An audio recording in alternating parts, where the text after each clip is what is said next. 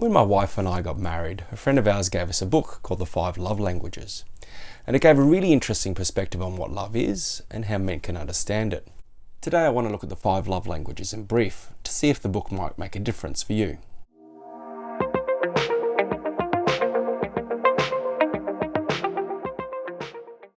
So let's start with what the 5 love languages are. You have words of affirmation, quality time, receiving gifts, acts of service, and physical touch. Once you understand the 5 love languages, it's important to then figure out which are your love languages and which are the love languages of your partner. Now's probably a good time to point out also that it's not just for your partner. You can also use this with other people you love, your parents, your siblings, your children, and even your friends. Now let's delve into each of the 5 different love languages. Words of affirmation.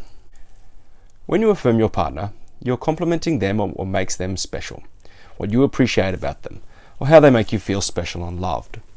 By affirming your partner, you'll find you need to nag them less about doing things as they begin to want to do things for you, as they see you as someone who's there for them and who has their back. They'll want to be part of the team. You can also use encouraging words. See your partner's insecurity and encourage them to overcome it and to shine in their area of interest. Use a kind tone when talking to each other.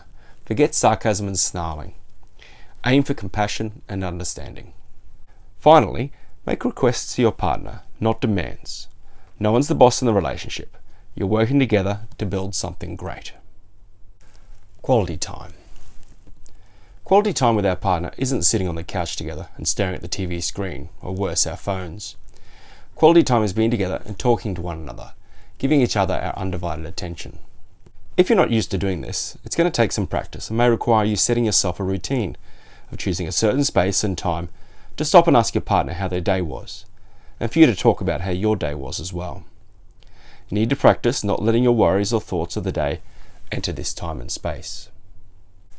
And as men, the most important thing we can take away from this is that our wives and girlfriends may not want us to solve the problem that they're talking to us about, but rather just know that we support them. Sometimes quality time might also be simply quality activities, where at least one of us wants to do it, the other is willing to do the activity, and you both know that doing the activity is a way of expressing your love for each other. Receiving gifts. Someone whose love language is receiving gifts can have their love bucket filled by items you can buy, make, or find. It's the giving of your love to them that is what fills them with love. Small gifts, giving thoughtfully, or even giving your time to be present when they need you, are strong expressions of love. If you're an investor or saver like me, you're going to have to fight your natural urges not to splurge. And you're going to have to remember that giving gifts is the best investment you can make, as it builds the love in your relationship with your partner. Acts of service. For some people, their love bucket is filled up when their partner does something to help them out. Most of the time it's household chores, but it can be other ways in which you can help your partner fulfill some need. Acts of service require thinking carefully about what your partner would appreciate. Sometimes they'll tell you, but you just need to be listening for their request. They sometimes require planning in advance. They all require time, effort, and energy. Most importantly, they need to be done with a positive mindset to truly be expressions of love. Physical touch. Think about what happens when friends or family receive good or bad news. We give them a hug. Physical touch is inextricably linked to our relationships. Your partner may thrive through physical touch, and how this works for them needs to be explored. It could be holding hands whenever you're together, or sitting closely together when on the couch or out for dinner. It could be hugs when they get home, or a massage at the end of the day.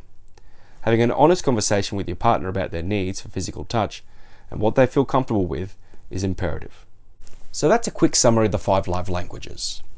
Words of affirmation, quality time, receiving gifts, acts of service, and physical touch.